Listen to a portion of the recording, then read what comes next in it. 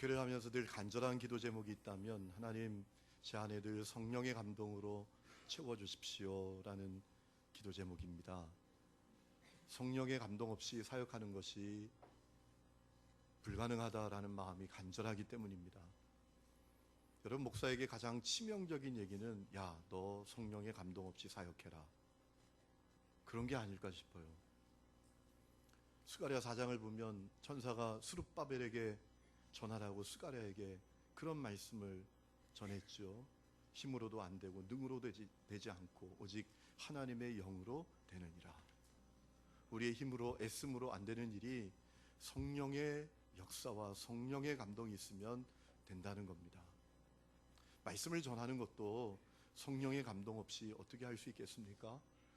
디모데후서 3장 16절 보면 모든 성경은 하나님의 감동으로 된 것이다.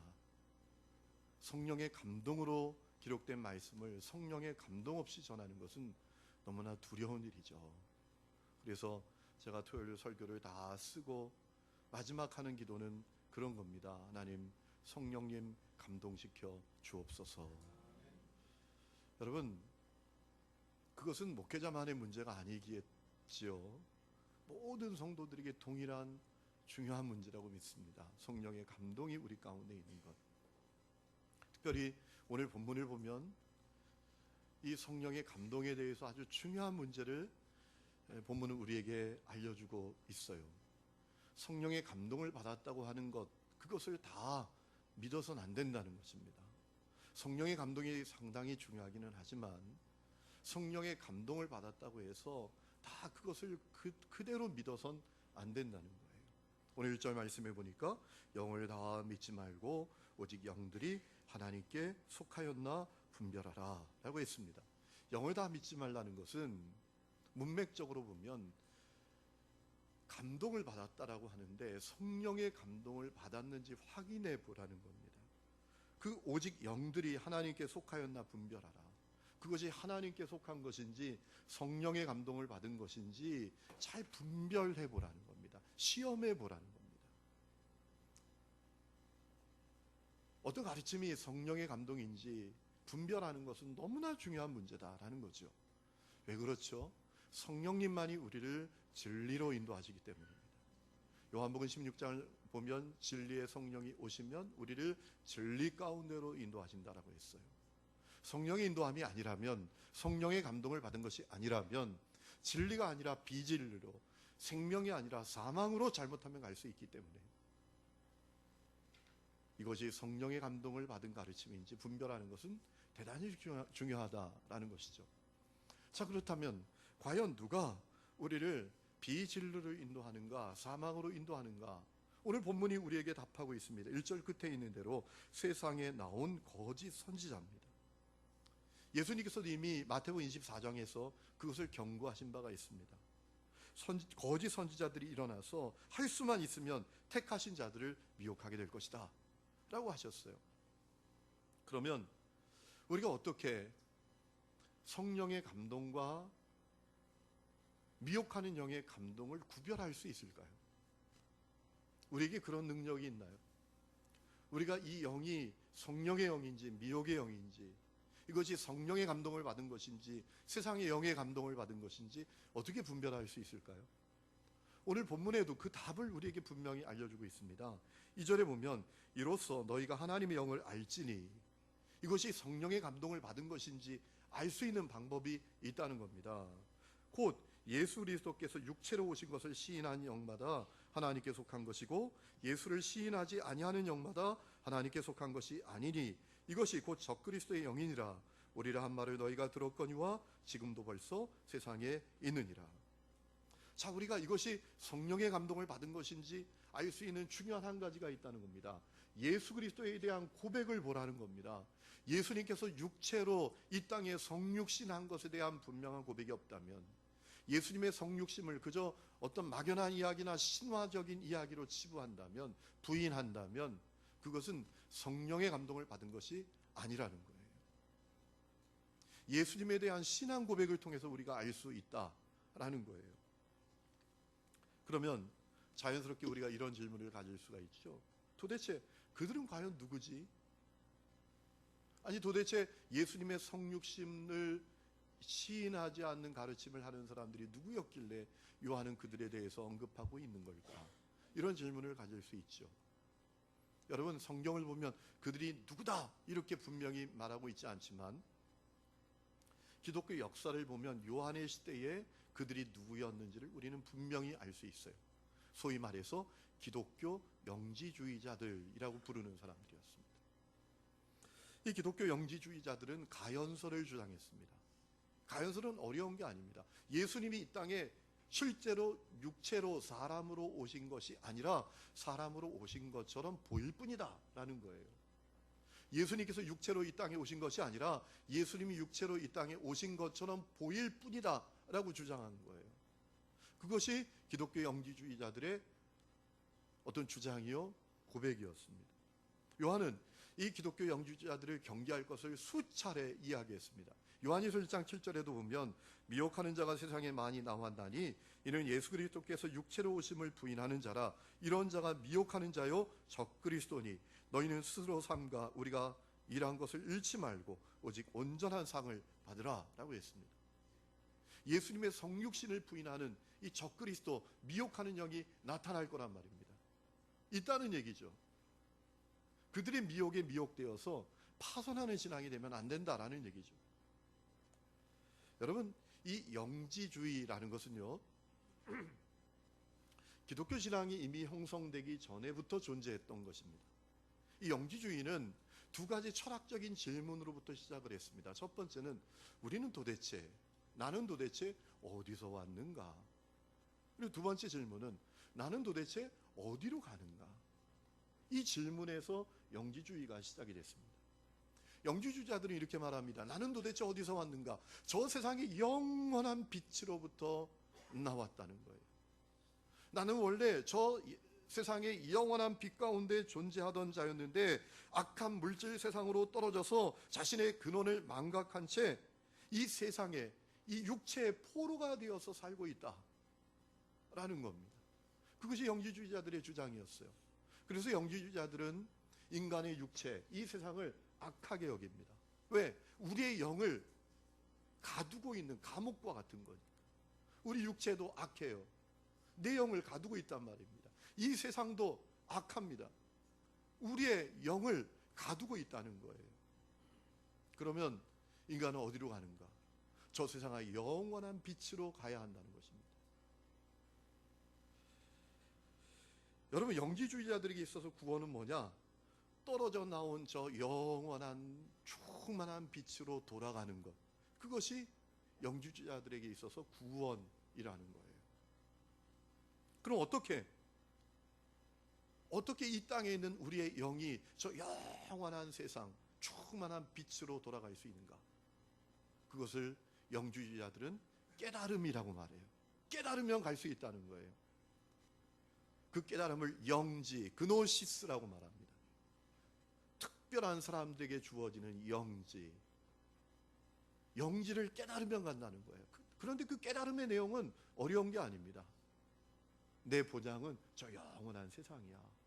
빛으로 가득한 저 영원한 세상이야. 나는 그곳으로 돌아가야 돼. 이걸 깨달으면 갈 수 있다는 거예요. 그럼 어떻게 그것이 가능한가? 영지주의자들은 이렇게 말합니다. 저 영원한 세상에 있는 빛의 그 작은 조각, 작은 불씨가 사람들 속마다, 사람들의 내면에 다 있다는 겁니다. 그 작은 불씨가 우리를 깨우고 동경시킨다는 거예요. 나의 본향은 여기가 아니야. 저 영원한 세상이야. 그리로 돌아가야 돼. 여러분, 기독교 영지주의자들은 이 영지주의에서 영향을 받은 거예요. 여러분, 이 영지주의자들의 주장이 어디서 많이 들은 주장 아니에요? 우리가 그런 얘기 하잖아. 이 세상은 내 집 아니네. 저 세상이 우리의 집이고. 예전에 그런 노래도 있잖아요. 죄 많은 이 세상은 내 집 아니네. 또 뭐 있죠? 잊어버렸네요. 그렇죠? 연세가 좀 지긋하신 분들은 그 노래를 알 거예요. 여러분, 아주 얼마나 그럴듯합니까? 그래서 기독교 영지주의자들도 그렇게 주장을 합니다. 우리의 본향은 이 세상이 아니야. 저 영원한 세상이야. 저 하나님의 나라야. 우리가 그 하나님의 나라로 돌아가야 된다. 그러면 어떻게 돌아가는가? 그게 중요하잖아요. 기독교 영주주의자들은 말합니다. 깨달음을 통해서 돌아간다는 거예요. 깨달음. 그러니까 이런 깨달음이죠. 이 세상은 나의 본향이 아니야. 저 세상이, 저 하나님의 나라가 나의 영원한 본향이야. 나는 그리로 돌아가야 돼. 이걸 깨닫는 순간 구원의 사건이 일어난다는 거죠. 돌아갈 수 있게 된다는 거예요. 그러면 그 깨달음을 준 존재가 누구냐? 하나님의 아들 예수라는 거예요. 여러분, 여기까지는 참 비슷해요. 그렇죠? 그런데 여러분, 이 영주주의자들이 얘기하는 예수님은 성경적인 예수님과 너무나 달라요. 여러분, 사람들은 어떻게 구원을 받지요? 예수님께서 사람의 죄값을 치르셨기 때문에 십자가에 달리신 예수님, 그분을 나의 주, 나의 그리스도로 믿을 때 구원을 받지요. 아멘입니까? 그렇잖아요. 여러분, 사람은 하나님의 형상대로 창조되었습니다. 하나님 안에서 행복하고 온전하게 아름답게 살도록 존재되었어요. 창조되었습니다.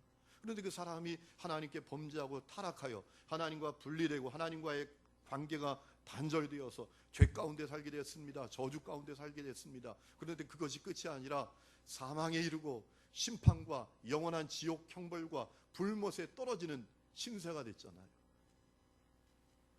중요한 것은 그 문제를 누구도 해결해 주지 못합니다. 왜냐하면 사람의 죄 문제를 해결해야 되는데 내 죄값을 해결해 줄 사람이 이 땅에 아무도 없어요. 우리가 볼 때 대단한 사람이라고 할지라도 그도 할 수 없는 죄인에 불과합니다. 이 땅에 있는 뭐 성인, 대단한 철학가, 지식인, 그도 자기 죄도 감당하지 못하는 할 수 없는 죄인이에요. 여러분, 오늘 우리가 우리 주위에서 그런 일들을 너무나 많이 보잖아요. 아니, 세상에 선생님이 제자를 성추행하고요. 아니, 검사가 길바닥에서 바지를 내리고요. 대한민국을 먹여 살릴 수 있다고 큰 소리 빵빵 치던 이 나라의 기업 총수가 자기 딸보다도 어린 여성들을 자기 비밀 안가로 불러가지고 음란한 짓을 하고요. 그게 인간입니다. 인간은 누구도 내 죄 문제를 해결하지 못합니다. 인간은 누구도 내 죄값을 해결할 수가 없습니다. 죄 문제를 해결하는 것이 구원인데요. 죄값을 해결하는 게 구원인데요. 죄 때문에 고통과 저주와 사망과 지옥 형벌 가운데 이르게 됐잖아요. 그래서 예수님이 이 땅에 오신 거예요. 여러분, 하나님은 사랑의 하나님이십니다. 하나님은 신실하신 하나님이십니다. 범죄하고 타락한 인생을 구원하시리란 하나님의 계획을 공수표로 만드시지 않으시고 사람을 사랑하사 독생자 예수를 이 땅에 보내셨어요. 예수님이 이 땅에 사람으로 오셨습니다. 그리고 십자가에 매달려 대속제물이 되셨습니다. 피 흘려 죽으셨습니다. 죄는 내가 졌는데 죄값은 예수님이 다 치르셨습니다. 구원은 어떻게 받습니까? 십자가에 달리신 그 예수님을 나의 주, 나의 그리스도로 믿고 고백할 때 구원을 받게 되는 줄로 믿습니다. 요한복음 3장 16절에 분명히 말하죠. 하나님이 세상을 이처럼 사랑하사 독생자를 주셨으니 이는 저를 믿는 자마다 멸망치 않고 영생을 얻게 하려 하심이라. 요한복음 1장 12절에 말하죠. 영접하는 자, 그 이름을 믿는 자들에게 하나님의 자녀가 되는 권세를 주셨다. 예수님을 영접해야 돼요. 믿어야 돼요. 그러면 하나님의 자녀가 되는 거예요. 여러분, 이것이 성경이 말하는 예수님이고요. 성경이 말하는 복음이에요. 그런데 기독교 영주주의자들은 달라요. 사람이 어떻게 구원을 받는가? 깨달음을 통해서 구원을 받는 거예요. 아, 이 땅은 나의 본향이 아니야. 저 영원한 나라가 나의 본향이야. 그리로 돌아가야 돼. 이걸 깨닫는 게 구원을 받는다는 겁니다. 그 깨달음을 주는 존재가 누구냐? 예수라는 거예요.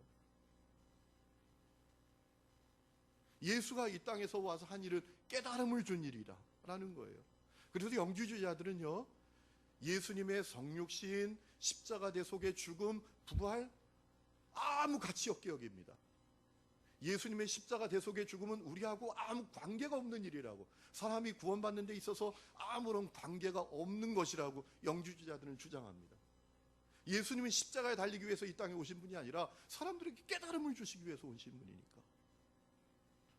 그래서 심지어 그들은 어떻게 주장을 하는가 하면 예수님이 요단강에서 예수라는 인간이 세례를 받을 때 예수의 영이 싹 임했다가 십자가의 고난을 받고 죽기 전에 싹 떠났다는 거예요. 깨달음만 주고. 그것이 기독교 영지주의자들의 고백이에요. 그들의 주장이에요.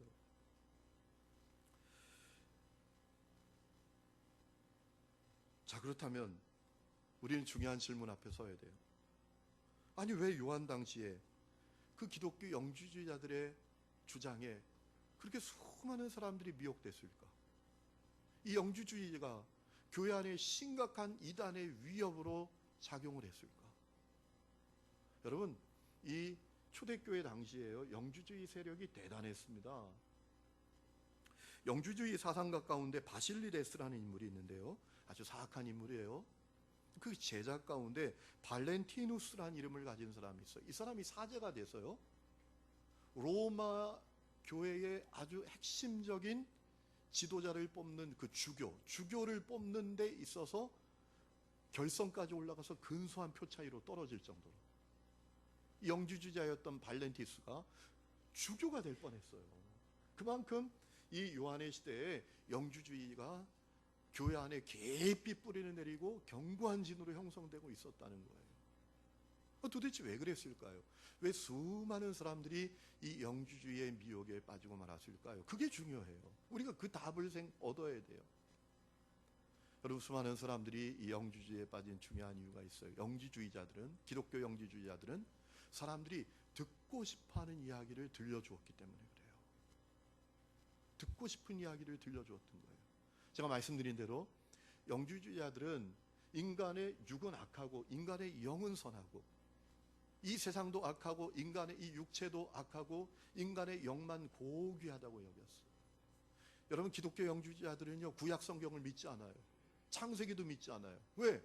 아니, 어떻게 저 영원한 빛 가운데 계신 거룩하신 하나님이 이 악한 세상을 창조할 수 있느냐는 거예요. 구약 성경은 가짜라는 거예요. 이 영지주의자들은 오직 영만 선해요. 육은 악한 거예요. 인간의 육과 이 세상은 인간의 영을 가두고 있는 감옥에 불과해요. 그러니까 인간의 육체, 이 세상을 악하고 아주 비천하게 봤지요. 그러다 보니까 이 기독교 영지주의자들에게 일어나는 치명적인 문제가 있었어요. 육체적인 방종에 빠지는 거예요. 죄를 문제로 여기지 않는 거예요. 죄가 두렵지 않은 거예요. 왜?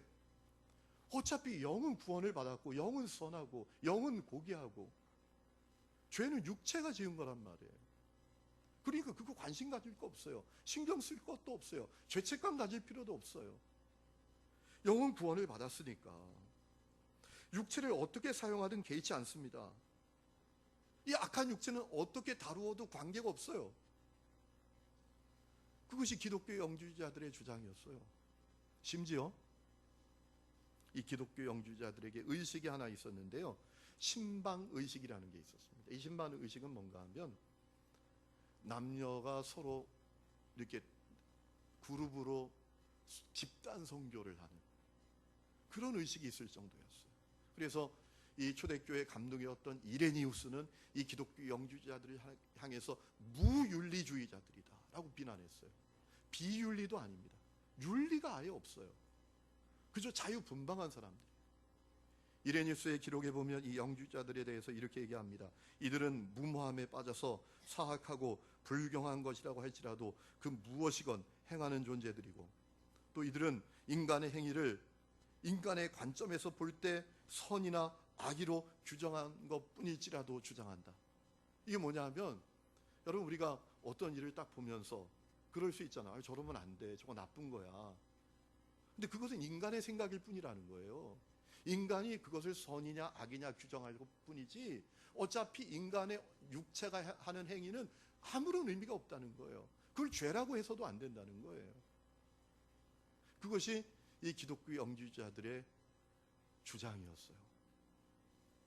여러분, 이런 기독교 영지주의자들의 영향이 교회 안에까지 미치게 되었어요. 그래서 교회 안의 성도들 가운데 죄에 대해서 무감각해지고 방탕한 죄 가운데 살고, 그리고 참 성령을 근심시키는 죄 가운데 살면서도 아무런 가책이 없는 사람들이 늘어나기 시작한 거예요.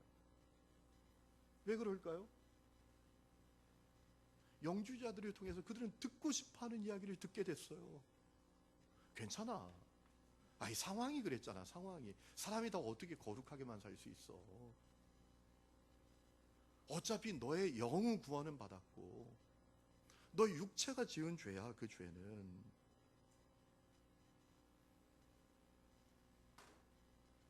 여러분, 사람이요, 예수님 믿으면 우리에게 놀라운 영적 변화가 일어나잖아요. 그 영적 변화가 뭐죠? 우리 속에 성령님이 오시는 거죠. 여러분, 우리 속에 성령님이 오실 때 일어나는 변화가 뭐예요? 죄 지으면 불편해요. 그렇잖아요. 예수 믿기 전에는요, 누구 미워한 것 때문에 힘들었던 적이 없어. 뭐 미워하는 사람 미워할 수 있는 거고 좋아할 사람은 좋아하는 거지. 근데 예수 믿으면 누구 미워하는 것 때문에 내 마음이 너무 힘들어요. 불편해요. 왜 그렇죠? 내 속에 오시는 성령님이 근심하시는 겁니다. 책망하시는 거거든요. 여러분, 그 근심이 나를 살리는 거예요. 그 책망이 나를 세우는 거란 말이죠. 그래서 영주주의자들은 말해요. 아이, 가책받지 마. 그럴 필요 없어. 다 그럴 수 있어. 사람이 어떻게 다 거룩하게만 살아. 다 그러고 산다고. 상황이 어쩔 수 없지 않았느냐고. 어차피 너의 영은 구원받았고 그 죄는 육체가 지은 건데 아무 의미 없다고. 이런 이야기가 솔깃하게 들려온 거예요. 쉽게 말하면, 더 쉽게 말하면 이런 겁니다. 울고 싶었는데 뺨 때려준 거예요. 마음대로 죄 짓고 살고 싶었는데, 죄의 유혹에 빠져서 살고 싶었는데 뺨 때려준 거예요. 죄에 대해서 자신감을 갖게 만든 거예요. 그래서 이 1세기 교회, 2세기 교회에 영주주의가 독버섯처럼 교회 안에 퍼져갔던 거예요. 그래서 수많은 사람들이 교회 안에 있으면서도 순결한 믿음을 지키려는 열망, 거룩하게 살려는 열망은 다 사라져버렸고, 그리고 죄를 무감각하게 여기고 죄의 종으로 살면서도 아무런 가책 없이 사는 그런 일들이 벌어지게 됐던 거예요. 그래서 오늘 요한은 5절에 보면 간곡하게 권면합니다. 그들은 세상에 속한 거로. 그들은 누굴까요? 기독교 영주주의자들을 말하는 거예요. 그들은 세상에 속해 있기 때문에 세상에 속한 말을 하며 세상이 그들의 말을 듣는다라는 겁니다. 기독교 영주주의자들은 말해요. 세상에 속한 말을 한다는 거예요. 너의 영혼 구원받았으니까 너의 육체는 아무리 해도 상관이 없어. 어떤 죄도 가책받을 필요 없어. 그럼 그 말을 듣고 다 그렇게 산다는 겁니다. 6절에 보면 그러나 우리는 하나님께 속하였으니 하나님을 아는 자는 우리의 말을 듣고 하나님께 속하지 아니한 자는 우리의 말을 듣지 않는다는 겁니다. 요한은 하나님께 속한 제자였습니다. 그리고 그래서 하나님이 원하시는 말씀을 전했어요. 그렇기 때문에 하나님께 속한 사람들은 요한의 이야기를 듣는다는 겁니다. 여러분, 요한은 뭐라고 했나요? 주 안에 거해야 한다고 했잖아요. 주님의 깨끗하신 것 같이 우리도 깨끗해야 한다고 말했잖아요. 이 세상이나 세상에 있는 것을 사랑하지 말라고 말했잖아요. 육신의 정욕과 안목의 정욕과 세상 자랑을 끊어내야 한다고 했잖아요. 주님의 순결한 신부로 의를 행하면서 살아야 한다고 말했잖아요. 여러분, 하나님께 속한 사람들은 그 이야기를 듣는다는 거예요. 그 길로 간다는 겁니다. 기독교 영주주의자들의 미혹에 빠져들지 않는다는 겁니다. 히브리서에 보면 죄와 싸우되 피 흘리기까지 싸우라고 했잖아요. 바울은 하나님의 뜻은 이것이니 우리의 거룩함이라고 했잖아요. 이사야 선지자는 악인은 그 길을 불의한 자는 그 생각을 버리고 하나님께 돌아오라고 했잖아요. 하나님께 속한 사람은 그 이야기를 듣는다는 거예요. 분별력 가지라는 거예요. 아무거나 믿고 아무거나 따라가면 안 된다는 거예요. 영적으로 정신 바짝 차려야 파선하는 믿음의 길을 걸어가지 않는다는 거예요. 그 얘기하는 거예요. 여러분, 오늘 이 말씀을 통해서 우리는 중요한 질문 앞에 섭니다. 우리는 듣고 싶지 않은 얘기를 들으려 하지 않는 사람인가? 듣고 싶은 이야기의 유혹에 빠져서 사는 사람인가? 이거 점검해 봐야 합니다. 나는 듣기 싫은 이야기를 들을 기가 있는가? 이거 점검해 봐야 돼요. 여러분, 기독교 영주자에 미혹된 사람은 그 영주자들의 어떤 주장이 너무 듣고 싶었던 얘기예요. 죄 가운데 삽니다. 괜찮대요. 그래도 하나님 널 사랑한대요. 아무 문제 없을 거래요. 거기에 대해서 가책받을 필요 없대요. 얼마나 자유함이 있어요. 여러분, 미국의 워싱턴에 있는 캐피톨 힐 교회 목사님인 조너선 리먼이라는 분이 있는데 그분이 책을 하나 썼습니다. 제목이 우리가 오해한 하나님의 사랑이라는 제목의 책입니다. 제가 그 책을 읽고 생각을 많이 했어요. 아, 내 사역을 다시 점검해 봐야 되겠다. 제가 여러 가지 생각을 좀 하게 됐어요. 그분이 그 책에서 이런 얘기를 하더라고요. 사람은요, 다 자신의 자아대로 살기를 원하고 죄 가운데 살기를 원하는 죄성이 이 속에 다 있다는 거예요, 내면에. 그래서 에베소 2장 3절에 보면 그 말씀이 있잖아요. 사람들은 육체와 마음이 원하는 대로 살기를 원한다. 그 죄성이 우리 속에 다 있어요. 그래서 오늘 교회 안에 있는 많은 사람들이요, 이런 생각을 갖고 있다는 거예요.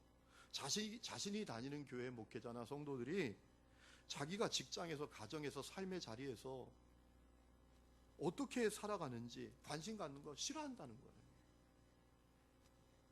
오늘 교회 안에 많은 성도들이 내가 내 삶의 자리에서 주님의 제자답게 사는지, 주님의 성도답게 사는지 관심 갖는 거 싫어한다는 거예요. 오늘 많은 성도들에게 좋은 교회가 어떤 교회냐? 나에게 어떤 신앙의 기준을 제시하지 않고 나에 대해서 어떤 판단도 하지 않는 교회, 그 교회가 편안한 교회고 좋은 교회라는 거죠. 내 마음이 원하는 대로 살도록 그냥 내버려 두는 거, 관심 갖지 않고. 우리 속에 죄성이 있어서 우리가 끊임없이 죄 가운데 살게 되잖아요. 여러분, 그것을 정말 깊이 우리가 정말 탄식하면서 안타까워할 때가 얼마나 많습니까? 거기에 대해서 관심 갖기를 원하지 않는다는 거예요. 그냥 그대로 관심 갖지 않고 그냥 모르는 척하고, 그런 교회가 좋은 교회고 편안한 교회라고 생각을 한다는 거예요. 설령 내가 죄를 지었다고 하더라도 관심 갖지 말고, 알았다고 해도 그저 괜찮다고, 그럴 수 있다고 말해주고 덮어주면 그 교회가 좋은 교회고 사랑이 많은 교회라고 생각을 한다는 거예요. 그분이 이런 얘기를 해요. 대단히 공감되는 얘기였는데요, 이런 얘기를 하더라고요. 오늘 교회 안에 소그룹이 많잖아요. 우리도 순모임이 있는데 이 순모임이 세상의 어떤 친목 모임하고 차별성이 없다는 거예요. 오늘 순모임 안에서 친목, 교제가 우상이 돼버렸다는 거예요. 만나면 좋다는 거죠. 만나면 말도 통하고. 세상에도 그런 모임이 많다는 거예요. 교회를 향한 하나님의 계획, 교회 안에 있는 순모임을 향한 하나님의 계획이 뭐냐? 거룩과 순종이라는 거죠. 그 순모임 안에서 거룩한 사람으로, 주님께 철저하게 순종하는 사람으로 세워지는 것, 그것이 주님의 관심인데, 그런 일들이 교회 안에 또 순모임 안에 일어나지 않는다는 거예요. 왜? 말을 해줄 수 없어요. 집사님, 그렇게 하면 안 돼요. 성령께서 근심하고 계세요. 돌아서야 돼요. 그건 죄예요. 주님의 통치를 받지 않고 살아가는 것, 죄 가운데 살아가는 것, 자아대로 살아가는 것에 대해서 말해줄 수가 없는 공동체가 돼버렸다는 거예요. 왜? 사람들은 다 내가 듣기 싫은 얘기는 듣지 않으려고 하니까, 듣고 싶은 이야기에 대해서만 들으려는 유혹에 빠져 있으니까. 그렇게 말하면 와서 불편한 거죠. 왜 자꾸 나를 판단해? 왜 나보고 자꾸 이렇게 저렇게 하라 해? 이 순모임 오기 싫어. 교회도 다 죄 가운데 사는 거지. 교회 나오고 주일 지키고 11조 하면 그거 되는 거 아니야. 자꾸 거룩하게 살아야 된다고, 지난 주간 주님과 동행하셨냐고, 주님이 어떤 말씀을 하셨느냐고, 성령님이 근심하시는 죄는 없었냐고 자꾸 물어봐. 피곤해. 아니, 교회가 여기밖에 없나? 아니, 다른 교회 좀 알아봐야 되겠어. 오늘 교회들이 다 이런 상태라는 거예요. 그래서 벌어지는 문제가 뭐냐? 교회와 세상의 경계가 없다는 거예요. 성도와 불신자의 경계가 없다는 겁니다. 딱 하나 차이가 있다면 주일에 교회 다니는 거. 이 조나선 리먼이 그 얘기를 하는 거예요.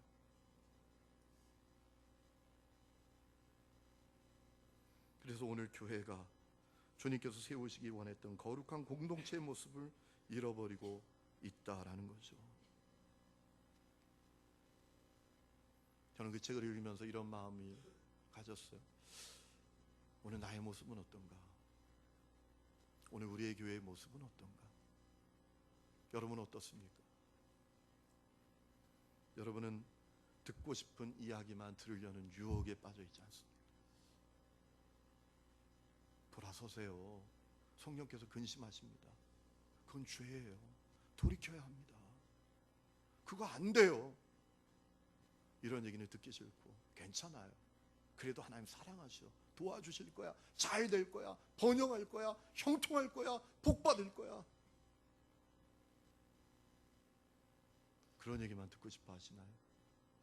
여러분, 열왕기하 17장에 보면 북이스라엘이 왜 아수르에게 멸망했는지 북이스라엘 역사를 딱 마치면서 정리를 해놨어요. 열왕기하 기자가 기술을 해놨다고요. 여러분, 북이스라엘이 아수르에게 비참하게 멸망당했습니다. 아수르는요, 할례받지 않은 민족이에요. 이방인이야. 그런데 이 사마리아가 아수르에게 3년 동안 포위를 당했어요.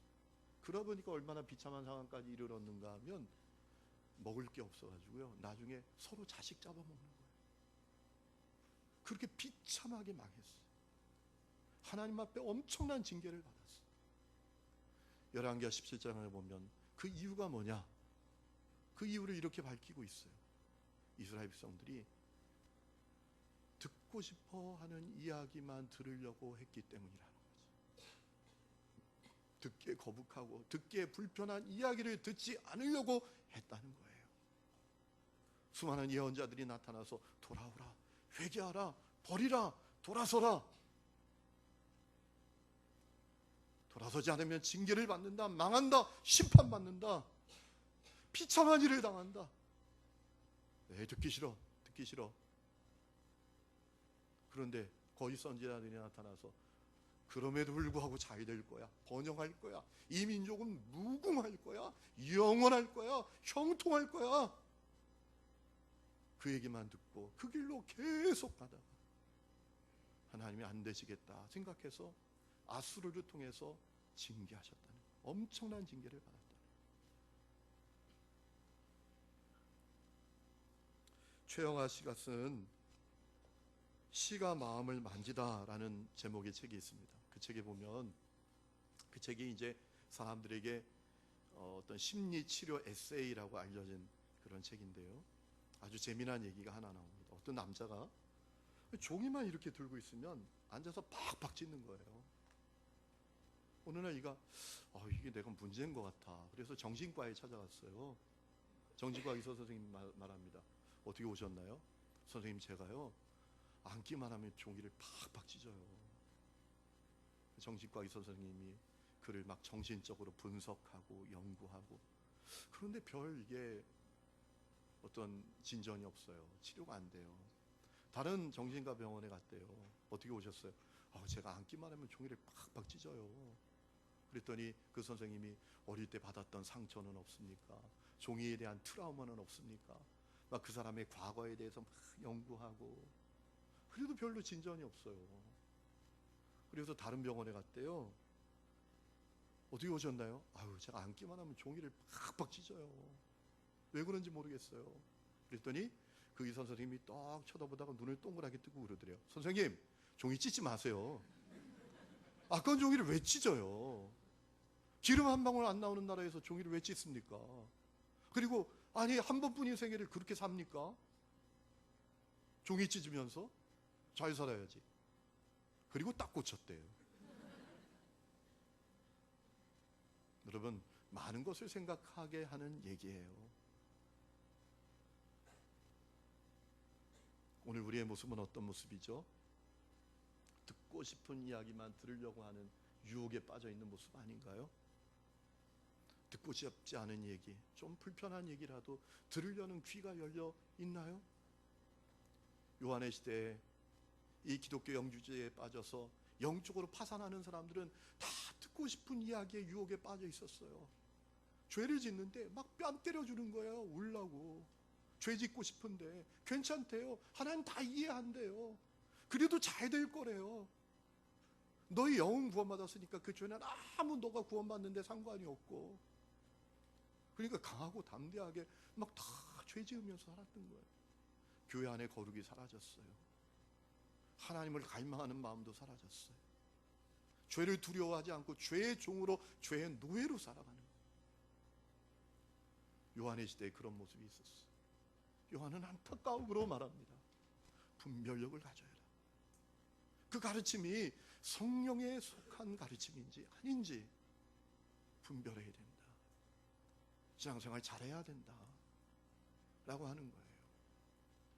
여러분, 오늘 우리가 기독교 영주주의에 빠지지는 않았지만 오늘 우리의 모습이 혹 그렇지 않나요? 왜 자꾸 저렇게 힘든 얘기만 해? 내가 어떻게 살든 말든 관심 끄지 그냥. 그냥 교회 옮길까 봐. 한국교회 많은 성도들이 그렇게 삽니다. 하나님의 마음을 몰라요. 예수께서 나를 위해서 왜 십자가에 피 흘려 죽으셨는지, 왜 그 엄청난 고난을 치르셨는지. 천국 가는 차표 땄으니까 그냥 뭐 괜찮아, 다 이해하지 뭐, 이러고 살면서 성령의 근심을 느끼지 못하고,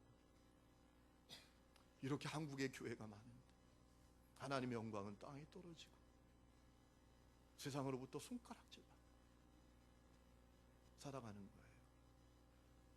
여러분, 영적 생명은 듣고 싶은 이야기의 유혹이 아니라 듣기 싫은 이야기, 듣기 거북한 이야기에 대해서 귀를 열 때 시작되는 줄로 믿습니다.